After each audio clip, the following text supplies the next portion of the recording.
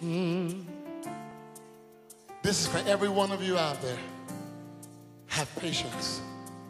Wait on the Lord. Just grab your neighbor by the hand and tell him, wait on the Lord. Tell him, wait on the Lord. And that we are here every Sunday, beginning at 10 o'clock for Sunday morning worship. Our doors hinges on welcome. That's 593 Vine Street right here in Dawson, Georgia. We want to say that we love you with the love of the Lord, and it ain't nothing that you can do about it. We thank God for this congregation that's here today. And I see that there are some that are out, but how many of you know that God is still good?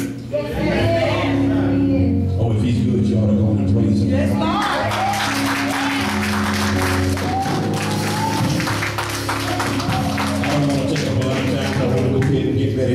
Amen, today's service.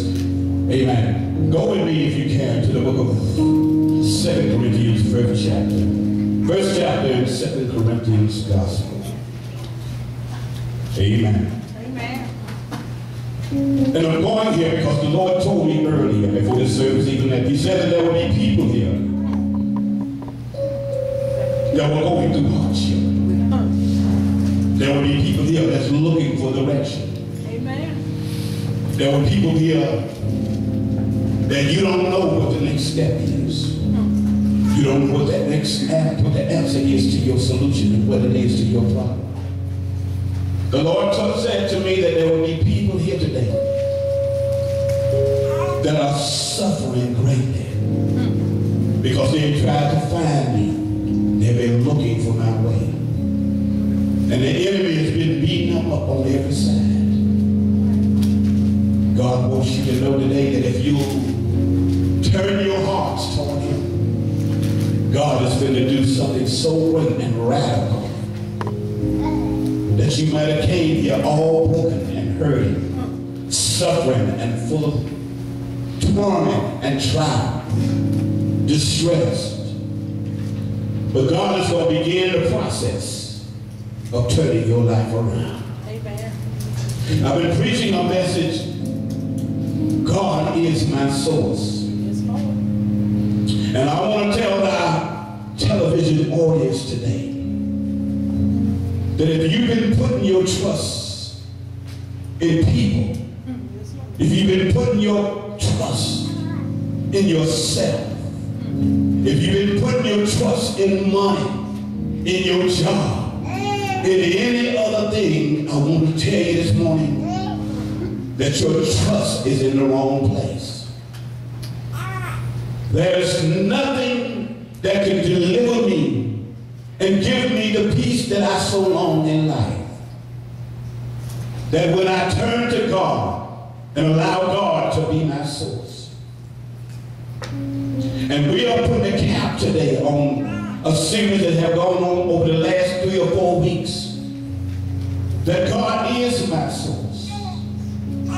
Everything else will leave me and forsake me. Everything else will be hope that will leave me hopeless. 2 Corinthians talks about the Apostle Paul. And we know that the Apostle Paul was the writer of this book.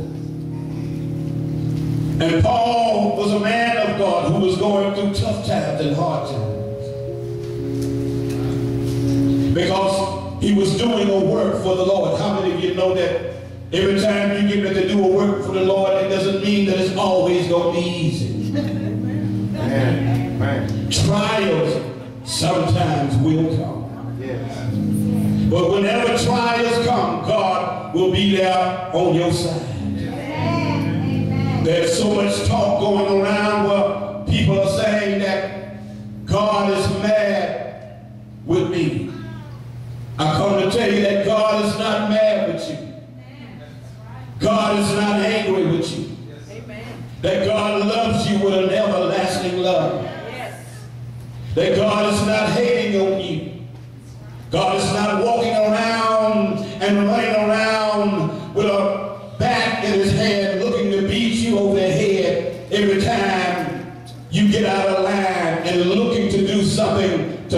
I hear so much talk about the fact that God is making people sick.